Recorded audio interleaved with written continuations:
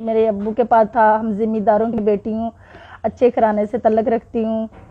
तो बहुत ज़्यादा हमारे पास अल्लाह का शुक्र था, सब कुछ दिया हुआ था अल्लाह का, किसी चीज़ की कमी नहीं थी। बैंक बैलेंस थी, कुछ करना चाहती थी। तो मेरे माँ बाप ने कहा कि नहीं बेटा, हमारे ख़ानदान में ऐसा नहीं होता, तो आप नहीं ये कर सकती। तो मैं फिर उनसे लड़ झगड़ के तो मैं लाहौर आ गई। यहाँ पे मैंने एक अपना बुटीक खोला था। तो बुटीक से मैं अपना अच्छा खासा कारोबार बना रही थी, मेरा अच्छा बुटीक चल रहा था, अच्छा खासा पैसा कमा रही थी। तो मेरे माँ बाप भी ठीक हो गए थे, चले कर रही है तो कोई बात नहीं है। बस मेरी ज़िंदगी मैंने खुद अपने हाथों से ख़राब की है, अपने हाथों से मैंने अपनी ज़िंदगी ख़राब की है। आज मैं ये वक्त देख रही हूँ, जहाँ पे मैं कपड़ा लेने जाती थी वहाँ पे एक लड़का काम करता था, बहुत गरीब था, वो हर बातें भी अपनी शेयर करता था मुझसे। तो मैं उसकी हेल्प भी करती थी, उसकी बातें भी सुनती थी, कपड़ा लेने जाना, उस तर्स भी उससे करना मैंने। तो आस्ता आस्ता ना हमदर्दी मुझे उसके साथ होना शुरू होगी, और आस्ता आस्ता फिर हमारा ना मैं उससे प्यार करना शुरू हो गई। मैंने अपने माँ बाप से बात की कि मैं इस लड़के से शादी करना चाहती हूँ। तो मेरे माँ बाप ने कहा कि हम एक चौधरी हैं, ठीक ठाक हैं, इससे अच्छे तो हमारे कमी है, तो तुम मुझसे शादी करोगी। तो मैंने फिर भी लड़ झगड़ के उनकी बातें सुन के मैंने फिर भी चोरी इनसे शादी कर ली। हमारी 5-6 माह अच्छी यानी कि ज़िंदगी गुजरी। मेरा बड़ा ख्याल रखता था, बहुत ज़्यादा एक एक चीज़ का यानी कि ख्याल रखता था। तो 5-6 माह जब गुजरे तो फिर कह रहे थे कि हम ऐसे करते हैं कि अपना जो कारोबार है ना हम बढ़ाते हैं। तो ऐसा मैंने कहा चले ठीक है, मेरे हस्बैंड कह रहे हैं तो चले ठीक है। मैंने सारा ना उनके हैंड ओवर कर दिया। ज़ाहिर बात मेरे शौहर थे तो मैंने कर दिया उनके हैंड ओवर। तो 3 माह तो उन्होंने अच्छी खासी मुझे प्रॉफिट दी है, सही पैसा कमाया है।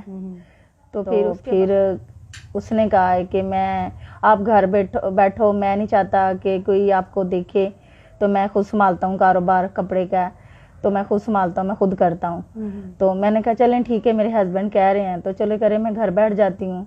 कि 4-5 माह में आपने सारा कारोबार अपना उसको दे दिया, सौंप दिया कि आपने देखना है, तो आपने इतनी जल्दी कैसे उस पर एतबार कर लिया? देखिए मेरा हस्बैंड था, मेरा बहुत ख्याल रखता था, मुझसे प्यार भी करता था, प्रॉफिट भी अच्छी खासी मुझे दे रहा था। तो मैंने कहा ठीक है, मैं बैठ जाती हूँ घर अपने। तो मैंने सारा कुछ उनके हैंड ओवर कर दिया, तो मैं घर बैठ गई। फिर मुझे बेबी होने वाला, मुझे बेड रेस्ट ही मैं कर रही थी। तो आस्ता आस्ता उन्होंने कहा है कि नुकसान हो रहा है, ये हो रहा है, वो हो रहा है, ऐसे दिए वैसे दिए, मुझे बहाने बना के सुनाना शुरू हो गया। जो मेरे पास बैंक बैलेंस था, जमा पूंजी थी, वो भी मेरे से ले गया, सोने लगे थे। तो जब मैंने देखा वॉइस सुनी तो कह रही थी कि आप ऐसा करो, अगर और भी कोई पैसे इनके पास हैं, कुछ जेवर वगैरह, कोई बैंक बैलेंस और भी है तो ले लो, तो फिर हम शादी करा लेंगे भाग के।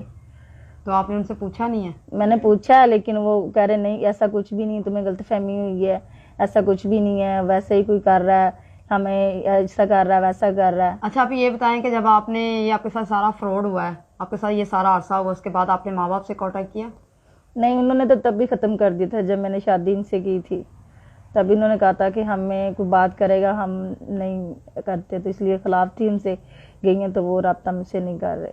अच्छा, आप मुझे ये बताएं, अब आपका कैसे गुजारा हो रहा है कि माँ बाप से भी कांटेक्ट नहीं है, हस्बैंड भी छोड़ के चला गया है, तो कैसे गुजारा कर रही हैं? अभी फ़िलहाल तो मैं उसी घर में ही हूँ, जो मेरे पास थोड़ा बहुत था उससे मैं गुजारा मैनेज करती रही हूँ।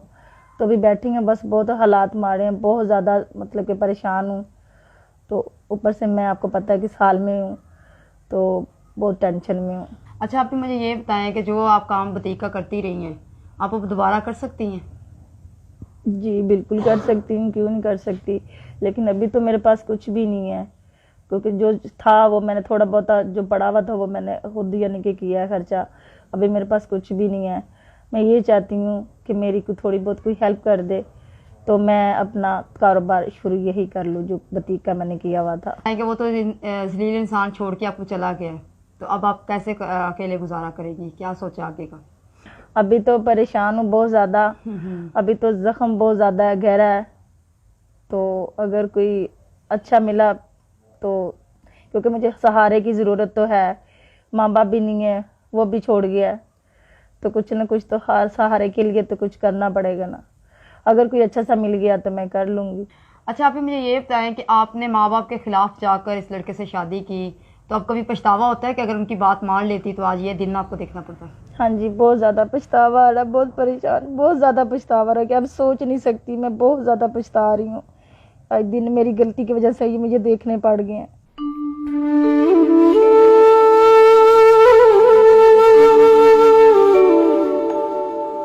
माँ बाप ने मुझे बड़ा समझाया था, लेकिन मैंने उनकी बात नहीं मानी।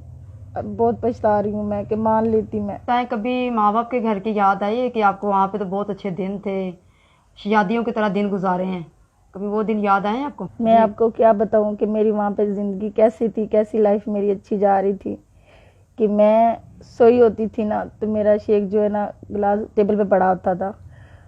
हर ख्वाहिश मेरी पूरी होती थी। मैं घर की लाडली थी। मार्केट में मोबाइल बाद में आता था, पहले मैं लेती थी वो। जी नाज़रीन, आपने इनकी स्टोरी सुनी है, जो शादियों की तरह अपनी ज़िंदगी गुजार रही थी आज फकीरों की तरह ज़िंदगी गुजार रही हैं।